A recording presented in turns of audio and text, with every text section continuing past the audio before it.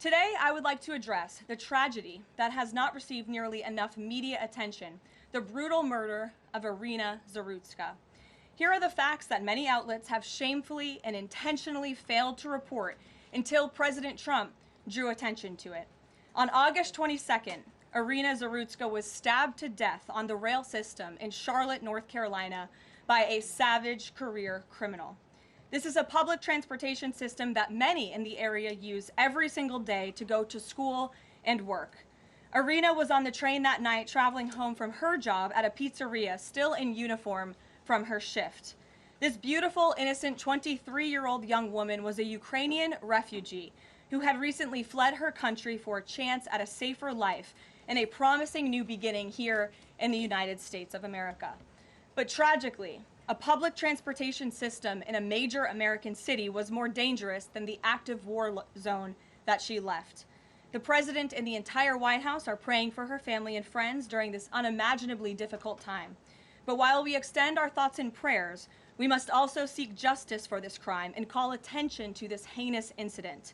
Surveillance video of the killing was finally released to the public this past Friday. It shows the alleged killer, Decarlos Brown Jr., pull out a knife, get up from his seat behind Irina, and prepare to thrust a blade into her neck before the released footage gets cut. This is pure evil on full display. The most enraging and unacceptable part of this story is that her death was entirely preventable. Decarlos Brown never should have been on that train that night. In fact, he should have been behind bars.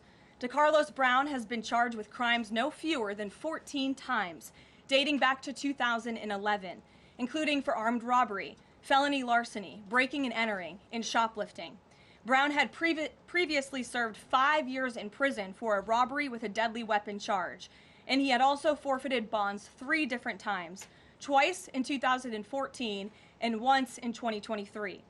Despite all of this past documented criminal history, when Brown was arrested yet again in January of this past year, a Democrat judge, who I will add was a strong supporter of former Vice President Kamala Harris, released this insane criminal once again without requiring him to pay any bail.